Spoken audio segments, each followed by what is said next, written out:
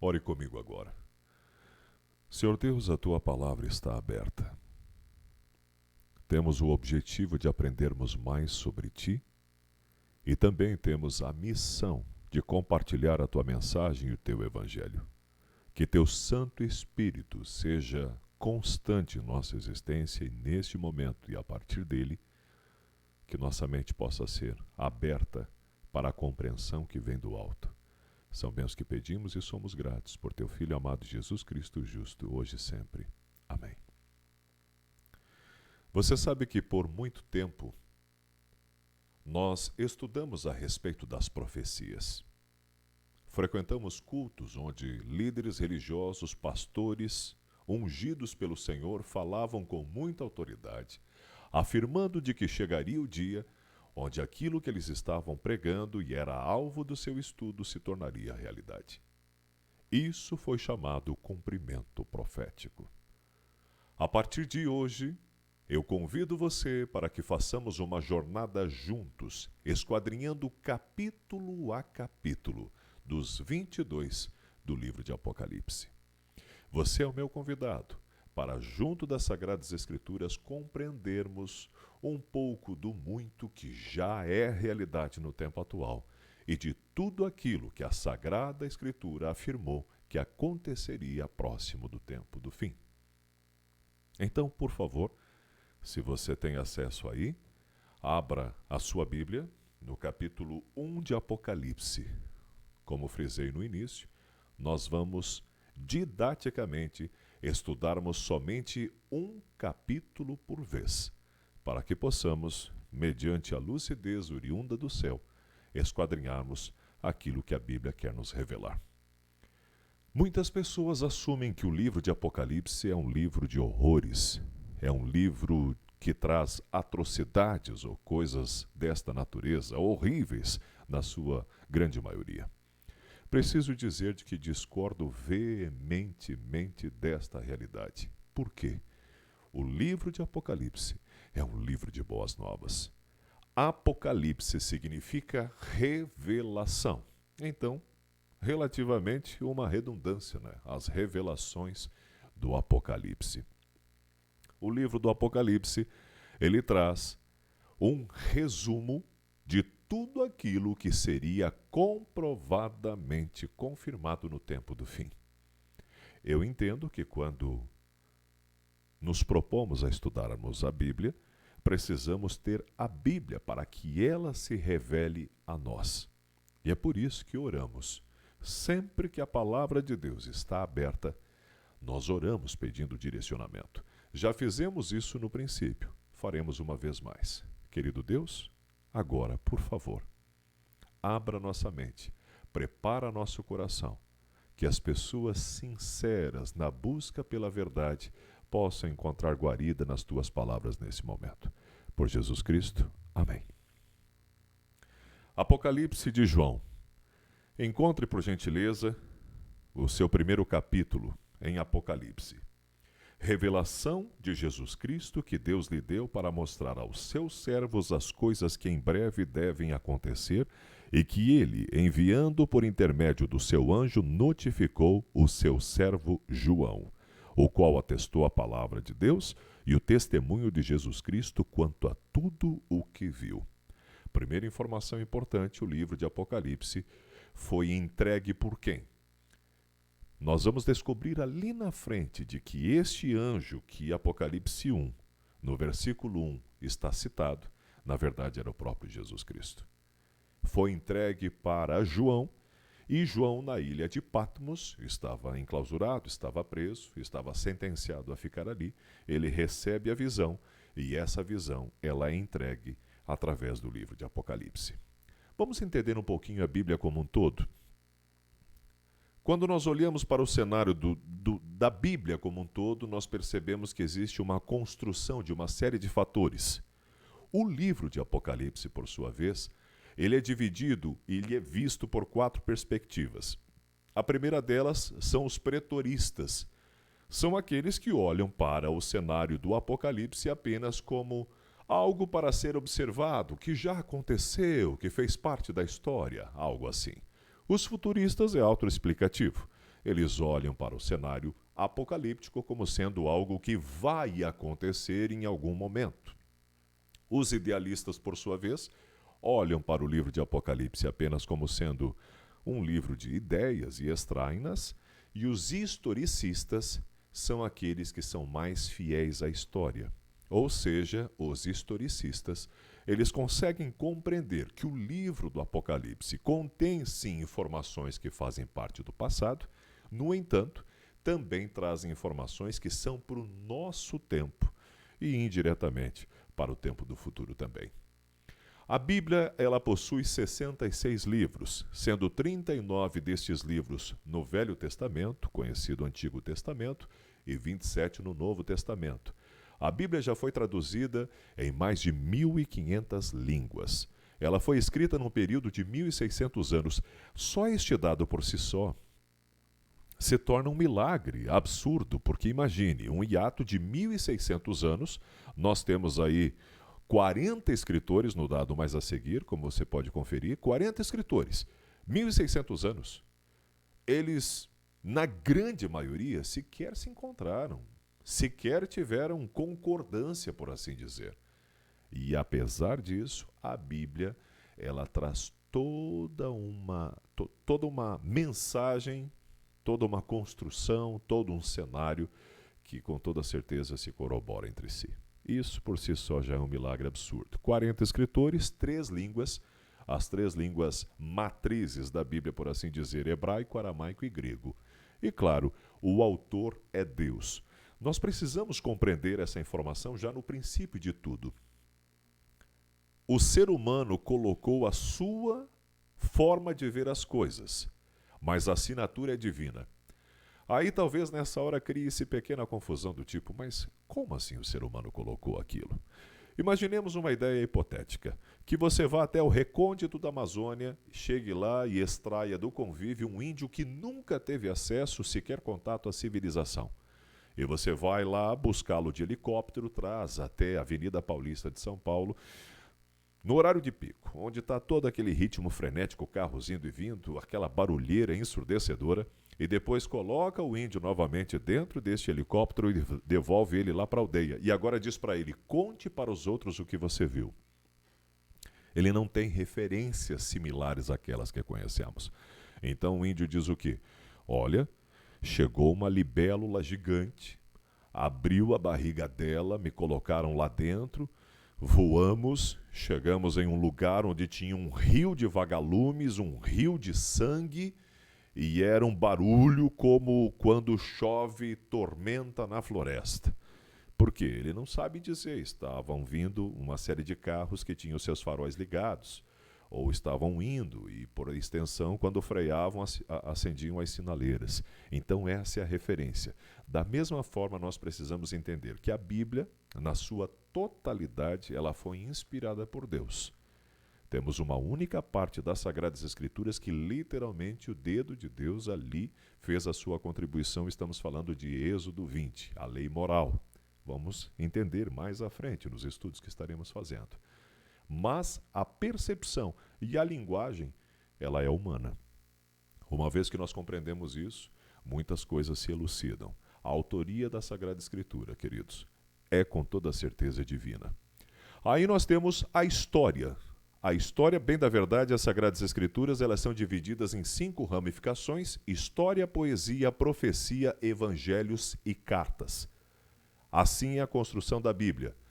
As subdivisões da Bíblia. História vai de Gênesis a Ester, incluindo o livro de Atos. O livro de Atos que, por sua vez, está no Novo Testamento. 90% do que está escrito se entende como se lê. Ou seja, 90% do cenário histórico da Bíblia, ele é considerado literal. Aí nós temos a poesia. Jó a Cantares de Salomão, ou conhecido como Cânticos dos Cânticos. 85% do que está escrito se entende como se lê. E você nota, quando nós temos ali a forma como Salomão elogia aquela que é alvo do seu coração. És tu mais bela que as éguas do faraó.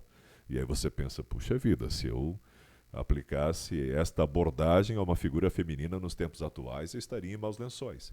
porque na época de Salomão, as éguas do faraó eram os bichos mais bem cuidados, e lindos, e cheios de adornos, e cheios de preparos. Então era realmente uma referência absurdamente fidedigna. E você note que 85% do que está escrito se entende como se lê, mas já temos a margem dos 15%. Aí nós temos a profecia, que é a contemplação do livro que estamos prestes a estudarmos. Isaías a Malaquias, incluindo o livro de Apocalipse, que está no Novo Testamento, o último livro da Bíblia, 95% do que está escrito não se entende como se lê. Para a gente ter uma ideia, quando você vai para Apocalipse 12, por exemplo, você tem a descrição de uma mulher. Esta mulher é considerada pura. Já Apocalipse 17, nós temos a referência de uma mulher que é uma prostituta. Ao longo do estudo do Apocalipse, nós faremos o que chamaremos de conversão profética. E então vamos entender que quando o livro profético de Apocalipse cita mulher, ele está falando de uma igreja. Então, 95% do que está escrito não se entende como se lê. Em outras palavras, não é literal. Nós temos os evangelhos, Mateus, Marcos, Lucas e João. 85% do que está escrito nele se entende como se lê. E nós temos as cartas, Romanos a Judas. 90% do que está escrito se entende como se lê. Essas são as divisões e assim por diante. Então, o que não é literal na Bíblia? São interpretações que nós colocamos. Por exemplo, Apocalipse 7, versículo 1 fala de 4 anjos nos cantos da terra. Apocalipse 12, 1 fala de uma mulher. Citei a pincelada informação para você. Apocalipse 13, versículo 1 fala de uma besta. Vamos entender um pouquinho detalhadamente. Apocalipse 7, 1, você pode acompanhar na sua Bíblia para testar a veracidade do que nós estamos a falar, porque esse é o objetivo, estudarmos e compreendermos mais a respeito das Sagradas Escrituras. Diz assim: depois disso vi 4 anjos em pé nos 4 cantos da terra, conservando seguros os 4 ventos da terra, para que nenhum vento soprasse sobre a terra, nem sobre o mar, nem sobre árvore alguma. Quando nós olhamos para isso, nós pensamos, puxa vida, mas se a terra é redonda, por que é que a Bíblia está falando que 4 anjos estavam sobre os 4 cantos da terra? E qual era o objetivo? Segurar os 4 ventos, para que nenhum vento soprasse, nem sobre o mar, nem contra árvore alguma. Aí você começa a ter a dificuldade de compreender. Fazemos então a chamada conversão. Você note que eu coloquei a referência aqui, os 4 pontos cardeais. Quando o texto de capítulo 7, versículo 1 está falando dos 4 cantos da terra, está falando dos pontos cardeais: norte, sul, leste e oeste. E tem 4 anjos impedindo que os ventos soprem. Quando dentro da profecia ventos sopram, nós estamos falando de catástrofes, nós estamos falando de dificuldades absurdas para o ser humano. E estamos falando da ira de Deus. Então, nesse momento, quando nós compreendemos isso, nós entendemos que os anjos estão segurando, ou seja, segurando no sul, no norte, no leste e no oeste, estão segurando tudo, para que nada aconteça sobre a terra, nem sobre o mar, nem contra árvore alguma. Nenhuma catástrofe ainda. É isso que Apocalipse 7, versículo 1 está falando. Então você note que eu não posso literalizar. Se a terra é redonda, então ela não tem canto. Um outro exemplo bem interessante está em Apocalipse 12, versículo 1. Eu sei que o conteúdo está aqui na tela para você acompanhar, mas eu insisto em ler diretamente na Bíblia. Viu-se grande sinal no céu, a saber, uma mulher vestida do sol com a lua debaixo dos pés e uma coroa de 12 estrelas na cabeça. Já começam algumas incógnitas aqui. Uma mulher, já compreendemos que mulher dentro de profecia é uma igreja. Então viu-se um grande sinal, a saber, uma mulher vestida de sol, com a lua debaixo dos pés. O que isso significa?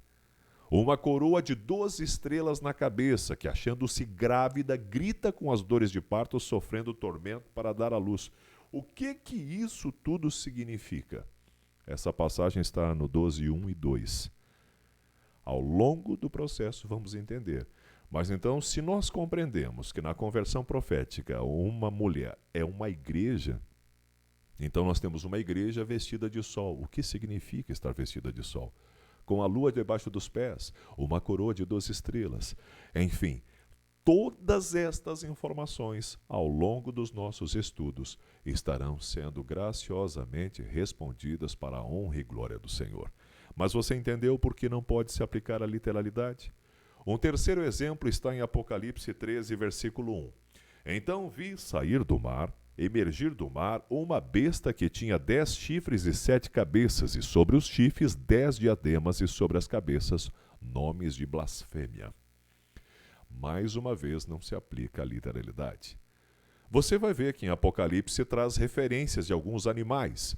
Uma hora é o leopardo, outra hora é o leão, outra hora é o urso. Ao longo da Bíblia nós temos essa referência. Em alguns momentos iremos pareá-las com Daniel. E então Apocalipse 13:1 fala que saiu uma besta. Para que João usasse o termo besta, é porque ele se depara com um animal que ele não conseguia descrever. Porque antes ele já tinha descrito outros animais. Esse se parece com um cordeiro, esse se parece com um leão, esse se parece com um leopardo. Aí chega no capítulo 13, versículo 1, ele diz o seguinte, é uma besta. Por quê? Porque eu não consigo definir. Então, não se aplica a questão da literalidade.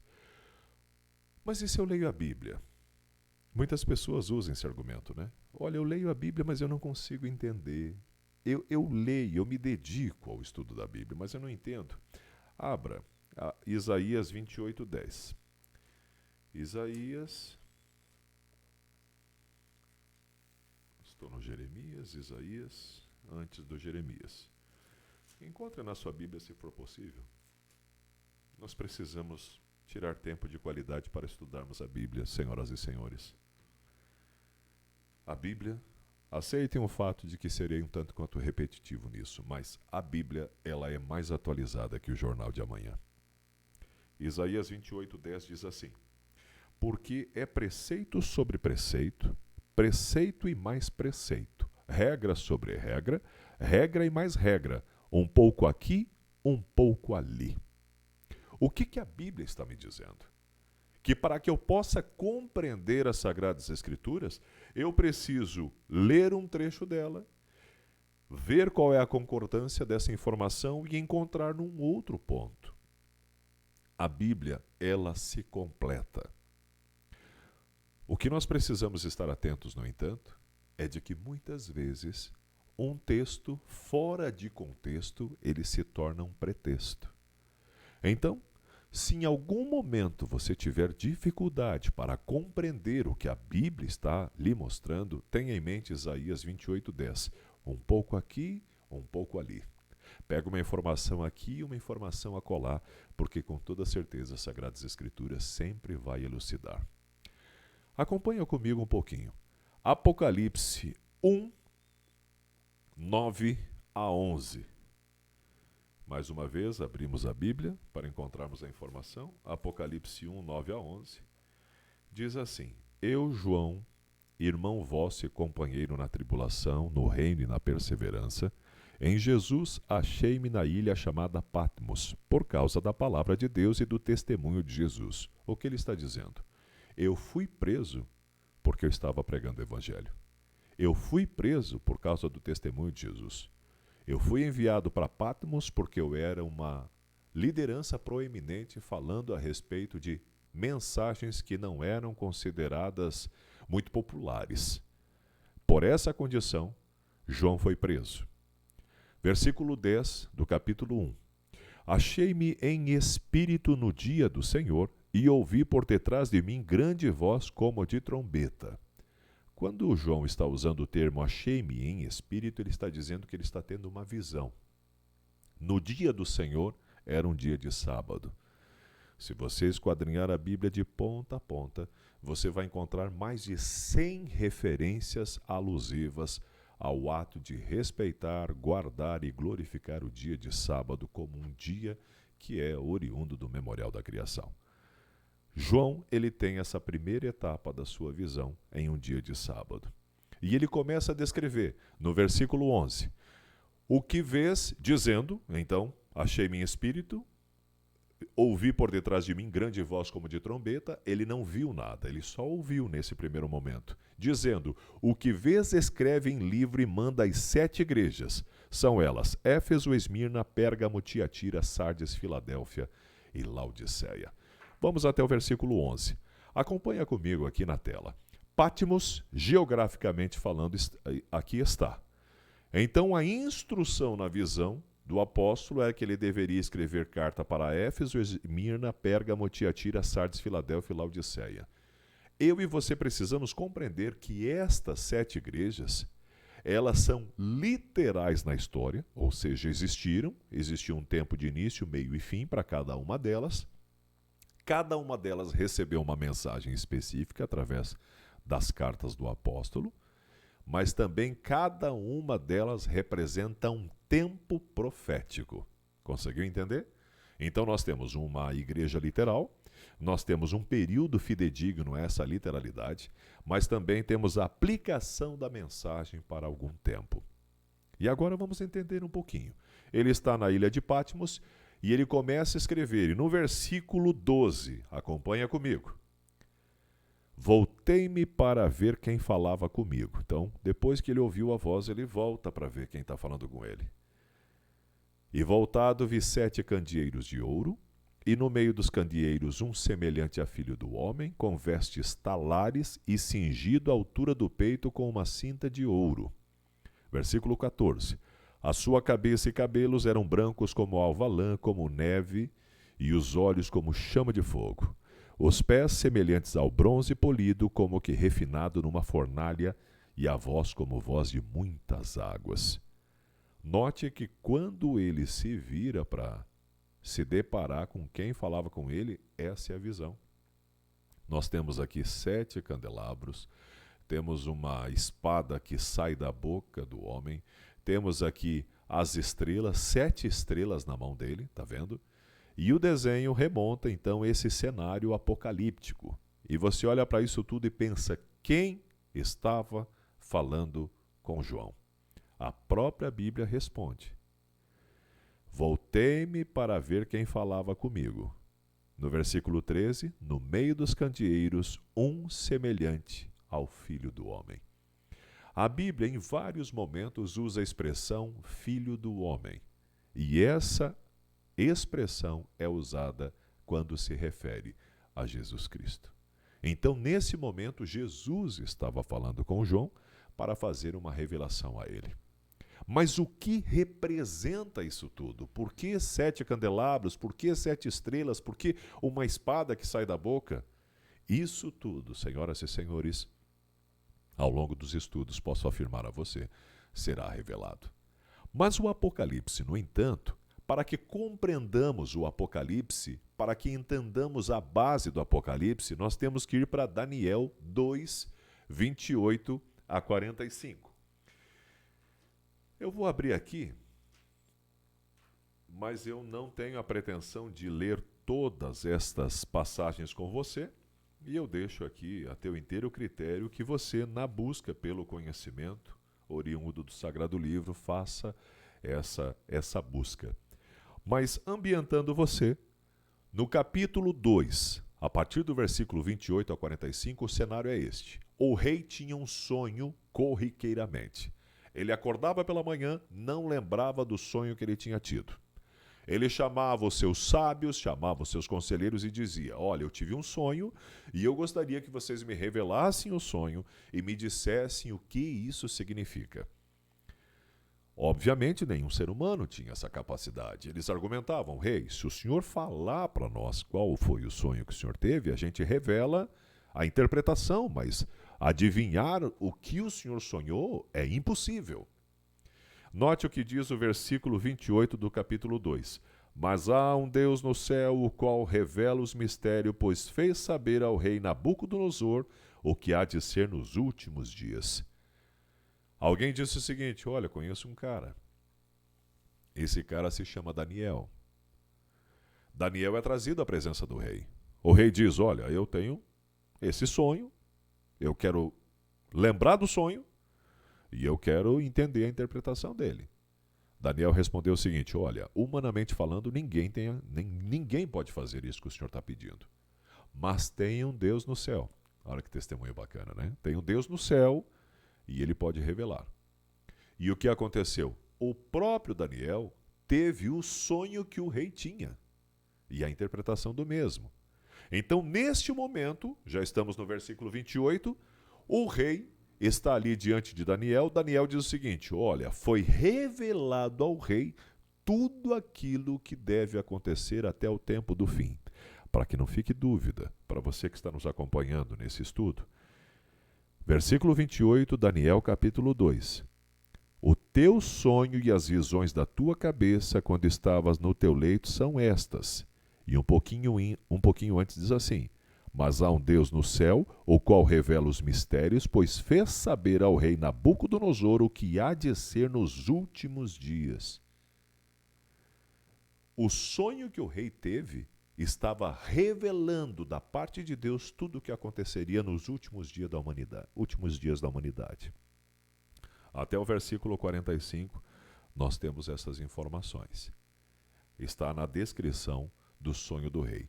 Leia, por gentileza. Quem sabe dá uma pausa no vídeo agora, leia do versículo 28 até o 45 e depois você dá seguimento para compreender em maior escala tudo aquilo que estamos nos propondo a entregar. Daniel então revela ao rei: olha, o senhor estava dormindo e o senhor teve um sonho. E no sonho que o senhor teve, era uma grande estátua. E essa grande estátua, ela era gigante.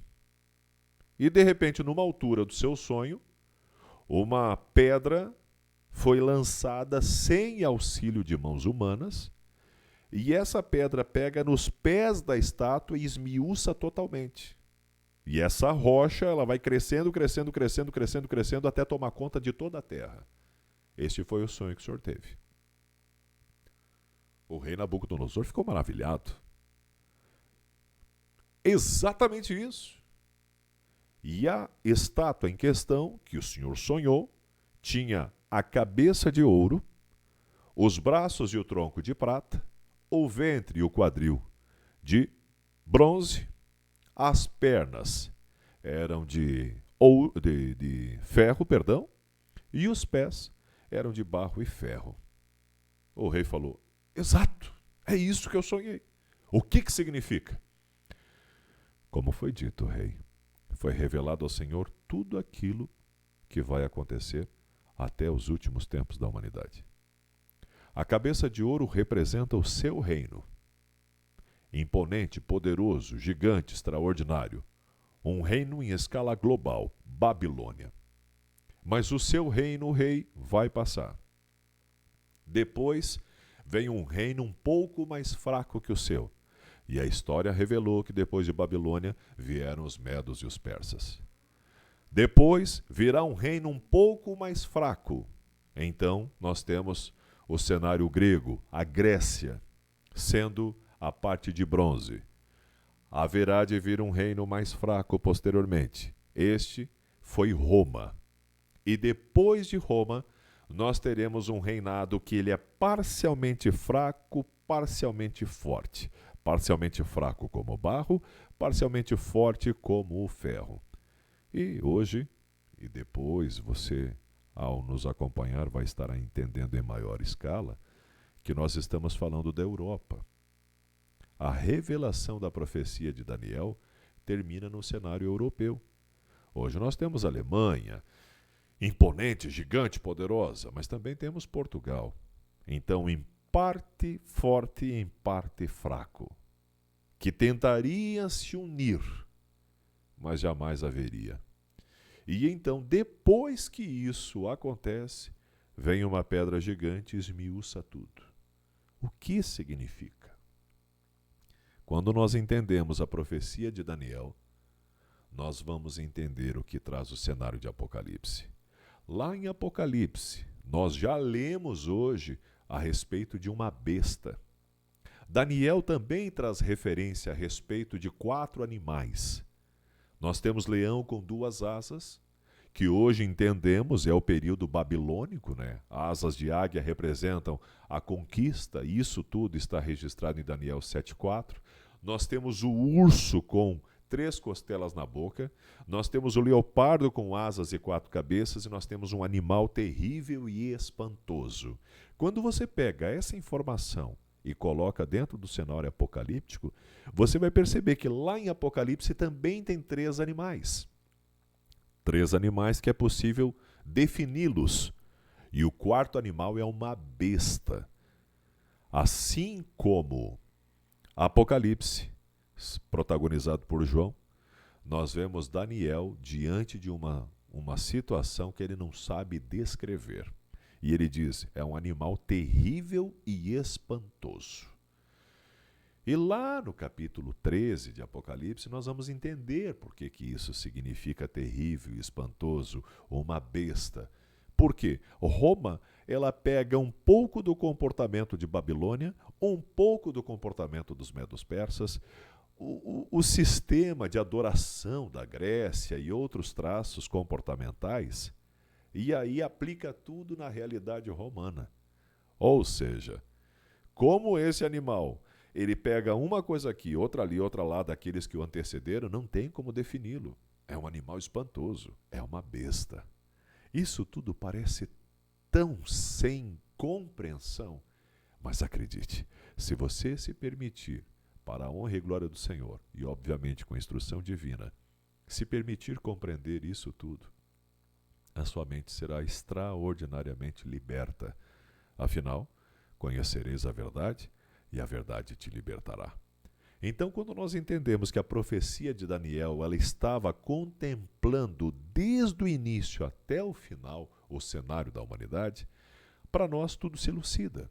Babilônia, cabeça de ouro, e também era considerado leão. Medo-Pérsia, a parte de prata, e era considerado então o urso. Grécia era a parte de bronze e era então o leopardo das múltiplas cabeças. Aí nós temos o Império Romano, que era considerado, então, essa besta sem uma definição exata. Depois disso, nós temos o cenário europeu. E vamos entender por quê.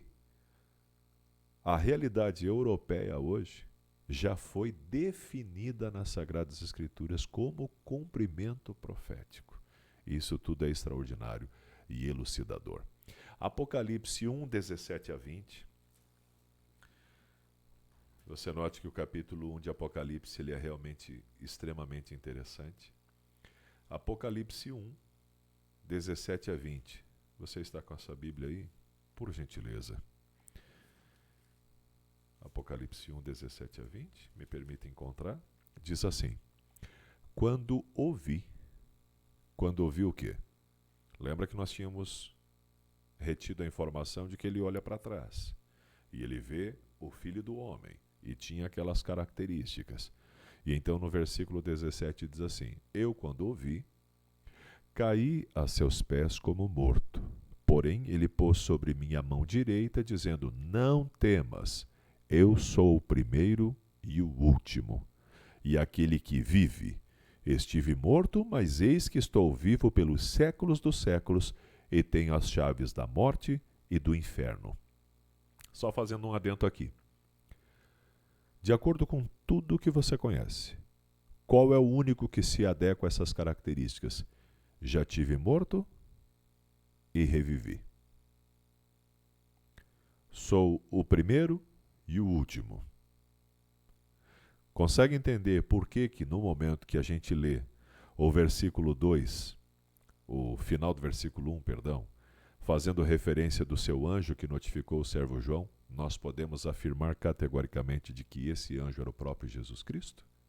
A resposta já está aqui. Eis que o que estava vivo, fui morto, mas eis que estou vivo para sempre. Continuando a informação, diz assim: eu tenho as chaves da morte e do inferno. Versículo 19. Escreve, pois, as coisas que viste, e as que são, e as que hão de acontecer depois destas. Então ali foi dada uma ordem para João. Olha, tudo que você está vendo, escreve.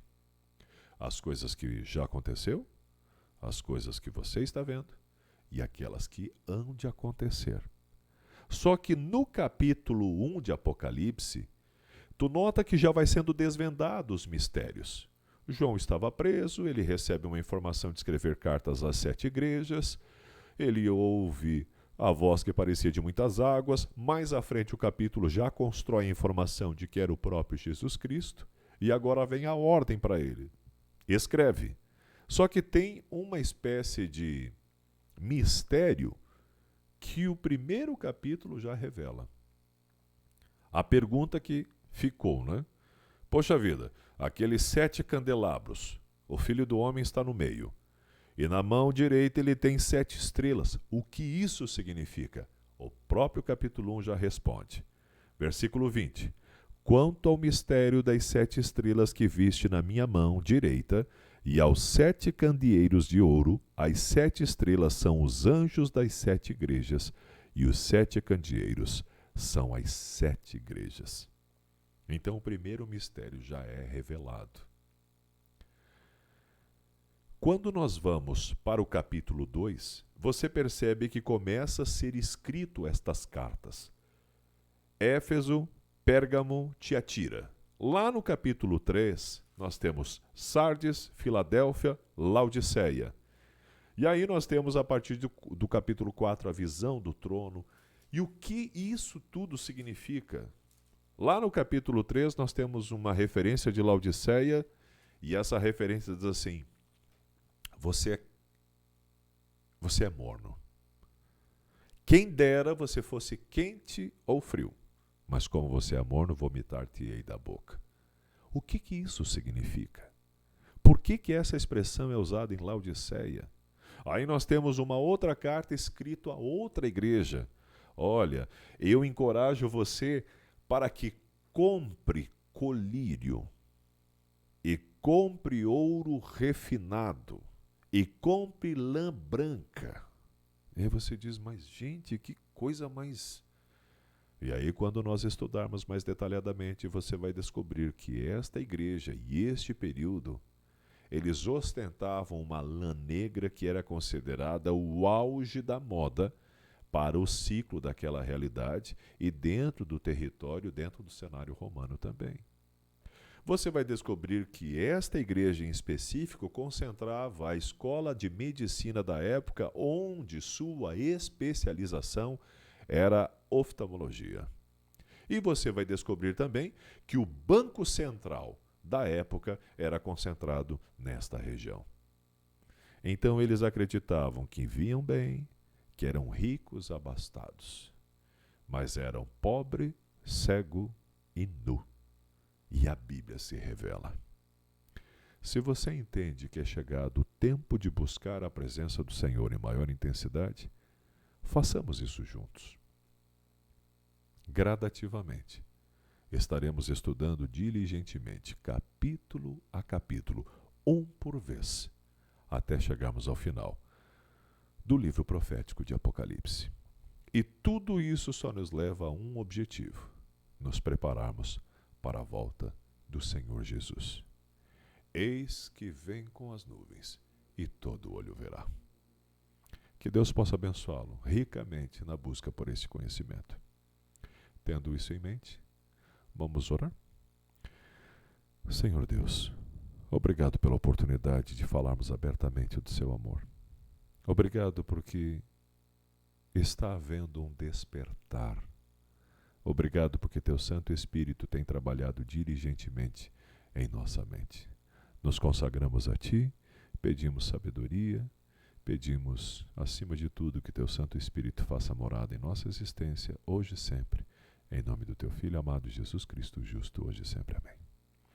Queridos, muito obrigado pela oportunidade de ter estado com vocês, estudando juntos. E a gente segue em frente com toda certeza, muito em breve, estudando o capítulo 2 e as cartas às igrejas. Que Deus te abençoe.